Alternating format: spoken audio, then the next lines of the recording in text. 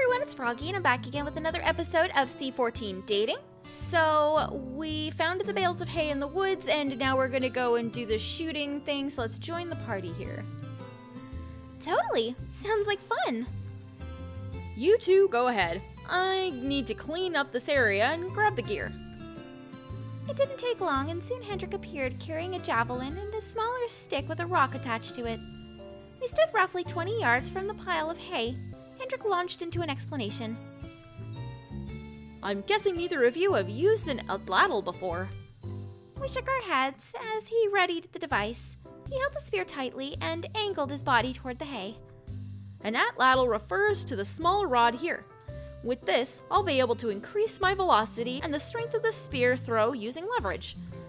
He tilted the atlatl, letting the javelin settle into the dimple end. It balanced carefully over his shoulders as his left fingers pinched the sides. He took a wide lunge, then threw the javelin with fluid force. It penetrated the hay, and I applauded energetically. Whoa, nice one! Good to know I haven't gotten rusty. Deandre retrieved the spear and accepted the atlatl from Hendrik. I watched Hendrik give pointers, repeating his motions, while Deandre followed ineptly. He attempted one throw, but it only went a few feet and clattered to the ground harmlessly. This is harder than it looks. It takes practice. Put your fingers to the sides of the spear like you're holding a pencil. I noticed you grasped the top. You can't release it like that. After fumbling a few times, Deandre held the weapon over his shoulder and threw it with all his might. This time the javelin sailed clear over the hay. That's a wonderful thing about atlatls. The leverage makes it so you don't have to apply that much force to achieve great distance. You can ease off the strength, Deandre. You're up, Melissa. I grabbed the atlatl while Deandre went off to hunt for the missing spear. Since you're right-handed, put your left foot forward, angle your body like this, and keep the shaft close to your ear. Deandre handed me the javelin. Once he returned, I already struggled to keep it inserted in the cup of the atlatl. Curse these small fingers. Deandre smirked teasingly as they stepped back to give me room. Careful there. I don't want to accidentally get skewered. Just be wary of what you say while I'm armed. It's all in the wrist, Melissa. Make sure you flick down when you release it. Recalling Hendrik's advice, I raised my arm and carefully balanced myself as I focused on the target. I should. Aim straight and true, use all your strength. Now we're gonna aim straight and true. With a smooth motion, I extended my arm forward and snapped my wrist downward as I followed through. The javelin launched out of the thrower and sort of skidded on the ground a few feet from the hay. Aw. Despite that, Hendrik beamed happily while Deandre ran off to fetch the javelin like an eager puppy. Not bad. You got a good eye. Now you should focus on your form. The three of us alternated, taking turns to try and hit the hay bundle. Hendrik remained relatively consistent while Deandre and I were still trying to figure out our motions. After a loud "Hiya!" Deandre hurled the javelin and it bounced off a tree. If you were hunters, I'd starve to death. You'd starve anyway since you don't eat meat. Then Hendrik wouldn't mind that I completely took down a tree. We'll have some roasted bark tonight. Good thing trees aren't good at dodging. What's all this? Our laughter died as someone emerged from the pathway. Chantal eyed us curiously before she studied the javelin that Deandre picked up. We're all practicing how to use that atlatl. Would you like to try? Sure. How does it work anyway? Deandre handed her the items and we gave Chantal some room. Hendrik demonstrated first to show her how to hold them. Chantal copied him, her hand hovering over her ear, but then continued until it was high above her head. Like this? Lower. You need the shaft closer to your ear. Uh-huh. The atlatl thrower practically rested on her shoulder while she expectantly waited for Hendrik to correct her. I realized she was hoping for a more hands-on approach, but Hendrik was oblivious to her intentions and continued gently critiquing her stance. A smidgen higher, Chantal. Here, Hendrik means like this. No, Deandre. No, you're mine. Deandre stood slightly behind Chantal and manipulated her right arm until it held the weapon over her shoulder. Now try it. Chantal was surprised that Deandre came to her aid, but she mustered up a grateful smile and nodded. Right. As the two of them continued talking, Hendrik positioned himself beside me. Did you make that at Lattle? Me? Oh no, it's all Rosemarie's arts and crafts. Don't tell her I called her hobby that, or I'll be the next at Lattle target. Promise. So, Rosemarie made it? Was it something Neanderthals used? That's a bit of a hot topic right now. Currently, the evidence points to no, but nothing has been conclusive yet.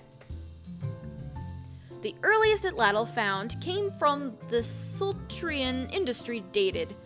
If my memory doesn't fail me, 17,500 years before the present. However, we also study early modern humans here.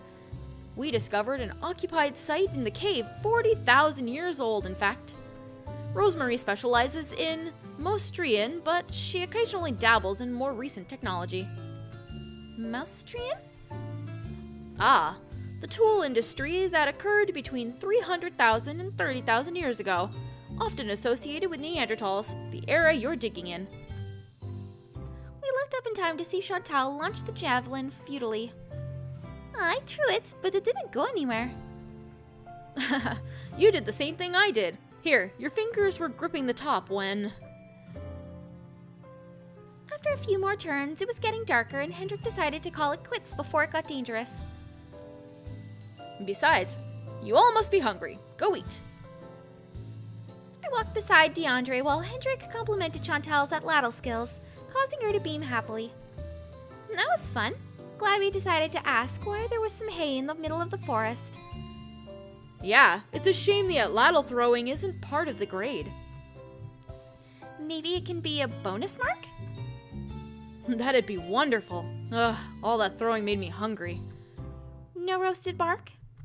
I'd prefer something with more flavor. I'm so hungry I'd probably settle for roasted bark.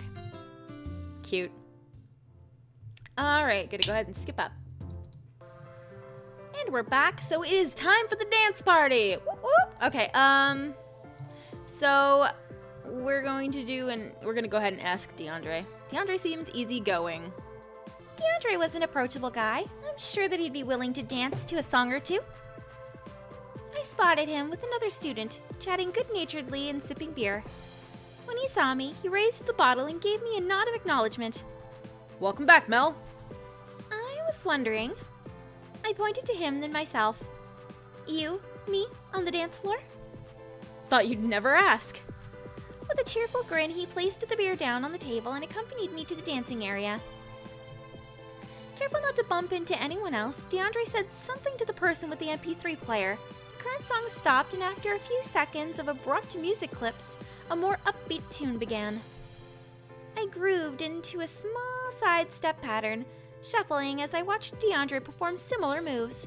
They were simple, but there was a flow and grace to them, and I smiled.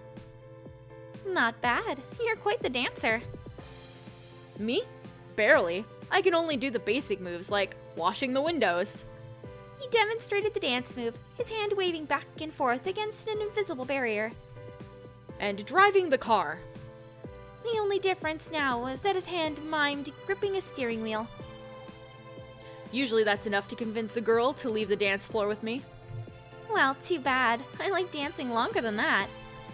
I swung one arm until it touched my hip, and I continued with a body roll up to my chest. Club dancing isn't usually my scene, though. I'm a Lindy hopper. Think swing.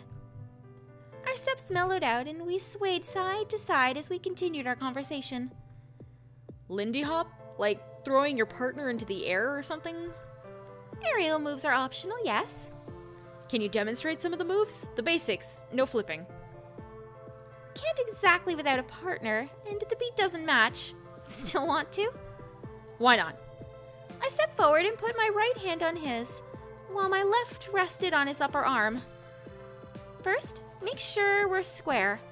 Your other hand goes near my shoulder blade.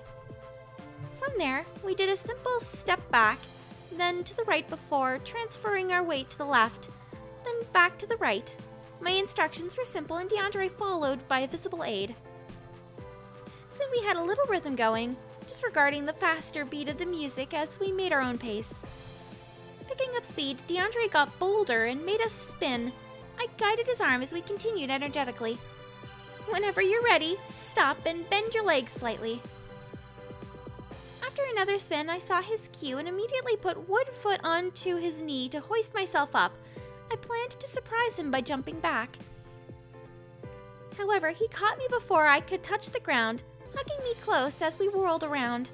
Clinging to his shoulders, I squealed in half terror and half amusement. Deandre, put me down. I didn't expect it.